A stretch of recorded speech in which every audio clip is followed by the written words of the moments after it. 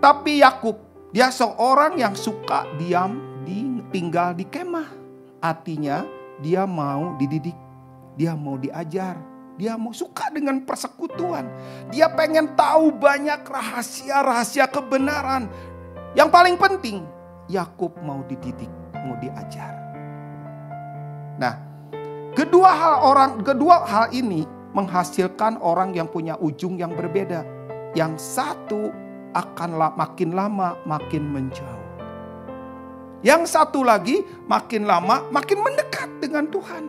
Yang satu lagi walaupun dia duduk di meja makan bersama dengan ayahnya dan ayahnya mengajar, yang satu berkata dalam hatinya, aku gak suka firman Tuhan ini. Yang satu lagi bertanya, sebenarnya ayah mau cerita apa?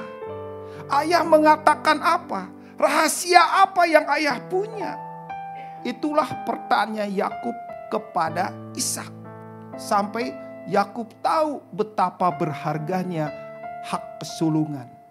Tapi bagi Esau, apa artinya hak kesulungan? Gak penting. Perkara-perkara rohani gak penting.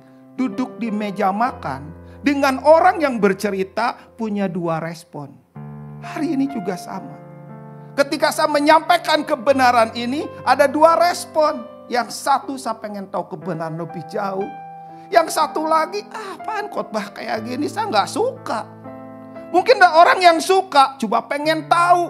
Cuma dia gak pernah mau tahu ketika Roh Kudus berbicara dalam hatinya, mengoyak dagingnya. Kejadian 25 ayat 34. Lalu Yakub memberikan roti dan masakan kacang merah itu kepada Esau. Ia makan dan minum lalu berdiri dan pergi. Demikianlah Esau memandang ringan hak kesulungan itu. Bagi Esau hak kesulungan gak punya arti. Bagi Yakub hak kesulungan sangat berarti. Bagi Esau bukan saja hak kesulungan, perkara-perkara rohani gak punya arti. Bagi Yakub hak kesulungan dan perkara-perkara rohani itu sangat penting.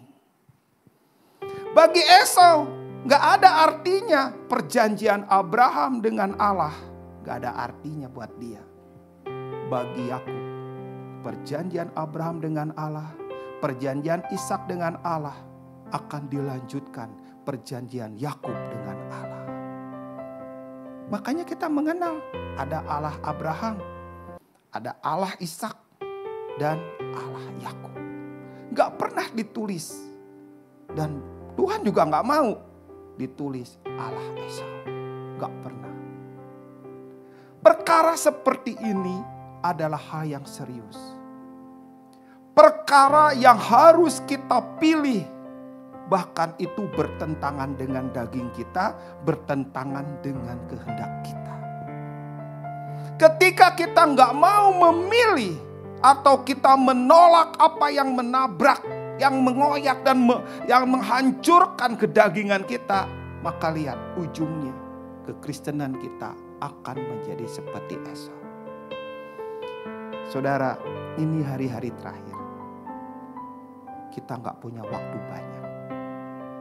Waktunya adalah sangat singkat.